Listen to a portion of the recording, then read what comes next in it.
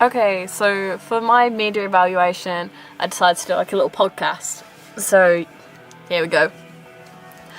My group consisted of me, Paige Bowater, Elizabeth Moore, and Adam Hicks. And our basic plot was that, like, if it had been a full film, it would have been that you can get clones of your children.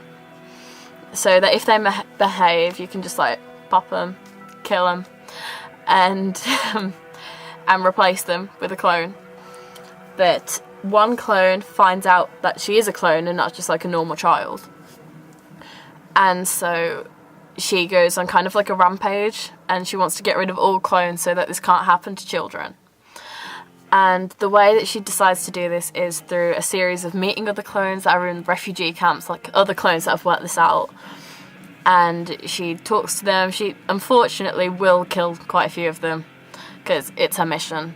And then she realises that if she wants to kill all clones, she must kill herself. So it's going to be building up to this big thing. Will she kill herself? What will she do about a boyfriend that she meets on her mission? It's like, whoa, big thing.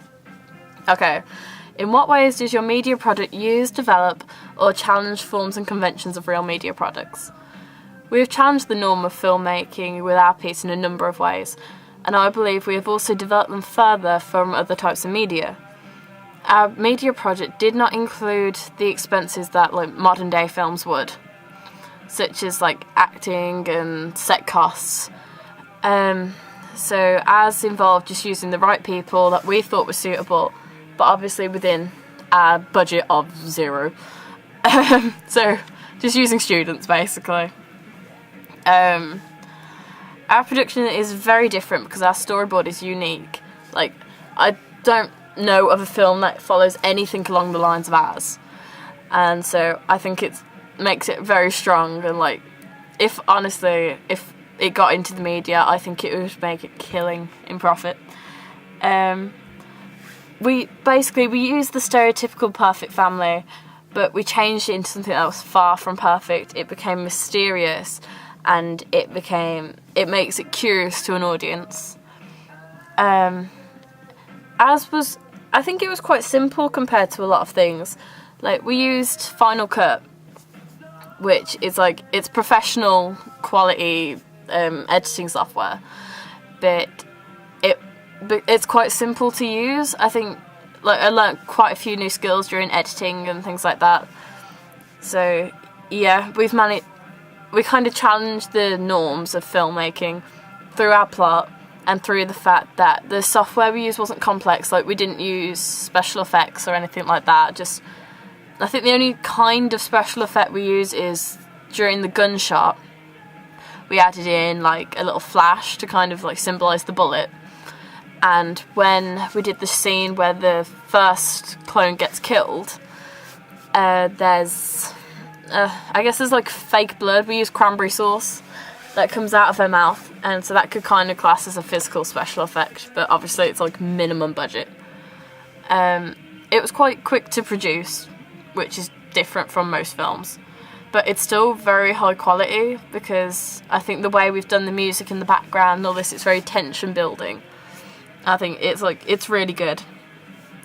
If you go on to the actual presentation evaluation, there's clips and videos to do with everything that I'm speaking about here, so check them out. They support my points. They help add examples of other films that use similar things, so they'd be very good to kind of help understand, I guess, what I'm saying.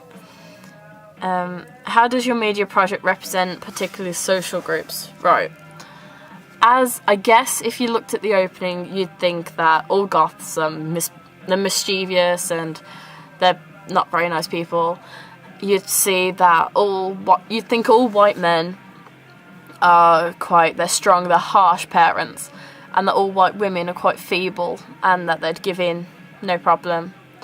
And also because it's a man that we used as the head of the toy box company, I guess you'd kind of think that men are more superior over women. But like I said before, our piece challenges like the stereotypical family, And so I think, I don't know, it kind of challenges the social groups, because we did our family as though they were middle class. Seems though we're saying that it would cost money to get these clones. So middle class seemed like the most suitable one. Okay, again, there's videos and references to do with that.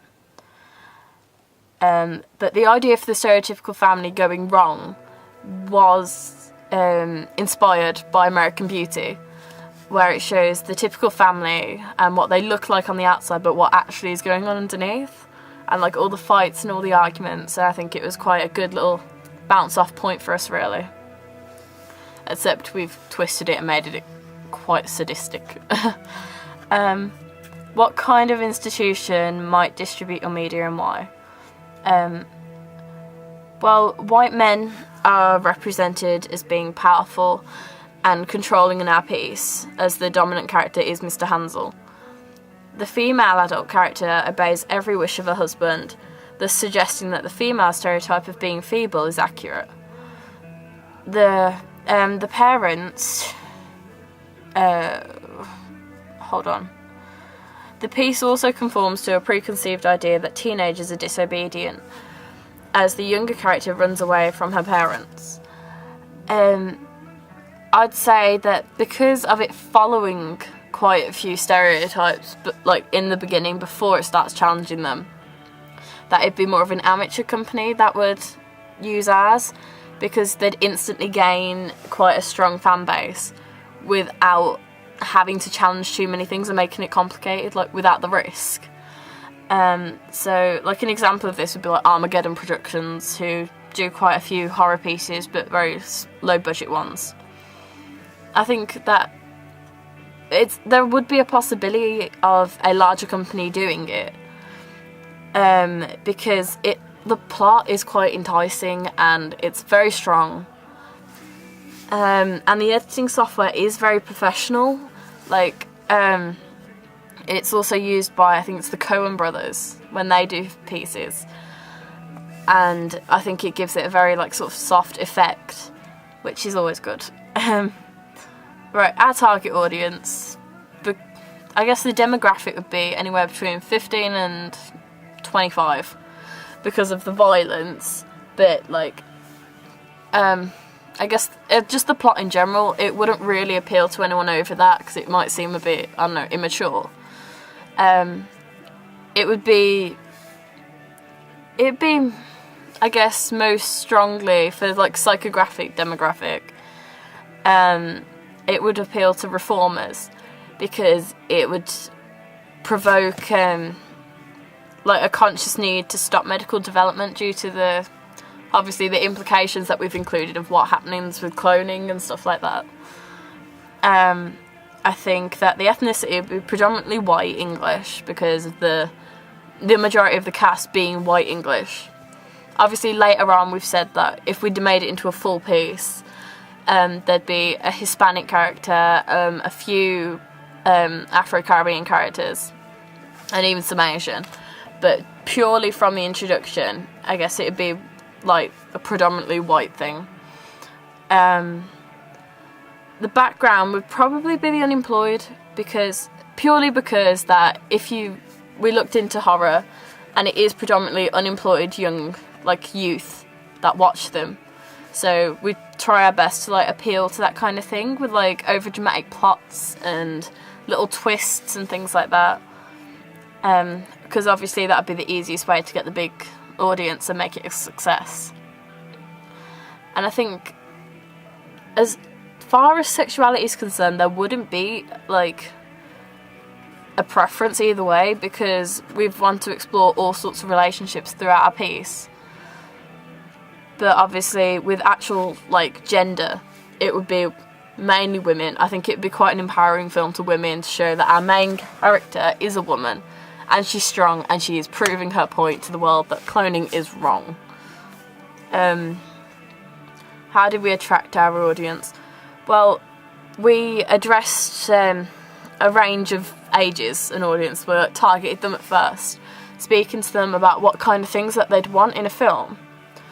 And as far as horror is concerned, most people, I'd say probably around 70% of the people we asked, said that they were fed up of the stereotypical underlining plot that there's a couple, they fall in love, and everyone lives happily ever after, and all that rubbish.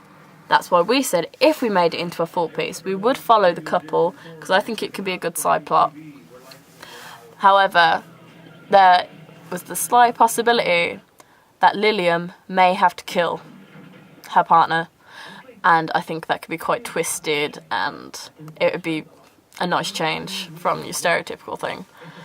I think the violence that we use as far as just the introduction, the fake blood, is a brilliant thing. I think it's quite eye-catching.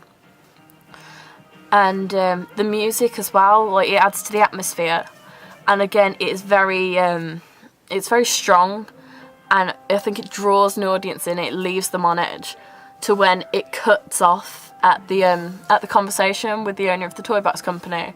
I think that drop just makes it like, oh, this is what we should be focusing on. This is important, which like attracts an audience. And the fact that we've kind of cross-genred our piece in between like psychological thriller with horror and even with a little bit of gore, I think it's different, it's individual, and therefore it attracts an audience. They're also attracted through the range of camera techniques that we use, such as we use a ped up in the opening. We cut when she's walking down the aisle of the church in between sort of an eye view shot from the main character's perspective into one of like following her, like tracking her. Which I think, again, it's good and it looks professional, which again would draw an audience in.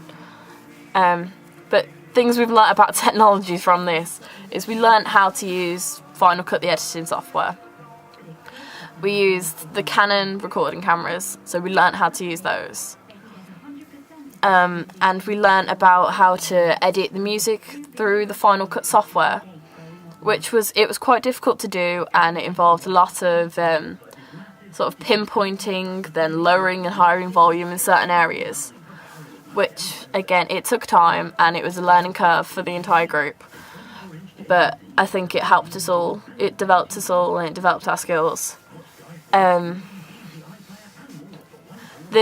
We used minimal transitions. I think we used 1 or 2 fades, but they're mainly cuts. And this is purely to add to the verisimilitude of the piece.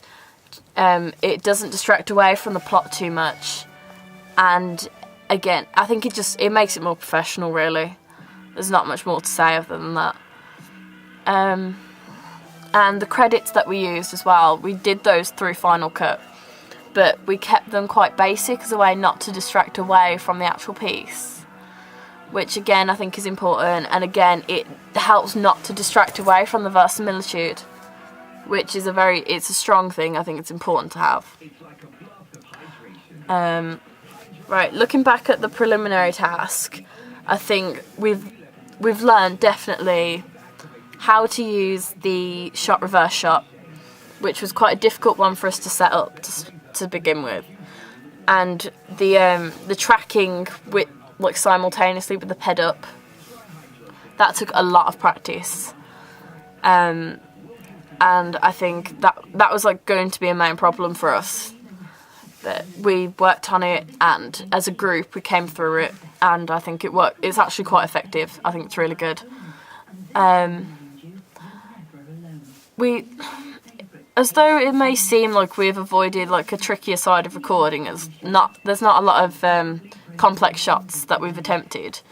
I think it actually made our piece seem more professional, as it adds to the verisimilitude, and it's like it's not over ambitious yet effective at the same time, which I think is a lot better than if we'd been over ambitious and we had tried loads of complex things and then it have just looked bad. We got to experiment with like the tripod and the dolly and the ped and all this lot, which I think was a learning curve, because we hadn't used it. My group personally hadn't used the dolly before, or the paired up, and so yeah, I think we developed how to use the shots more. Okay, so absolutely enjoyed doing the coursework, enjoyed all of it. It was so much fun. But yeah, I guess it's the end now. So yeah.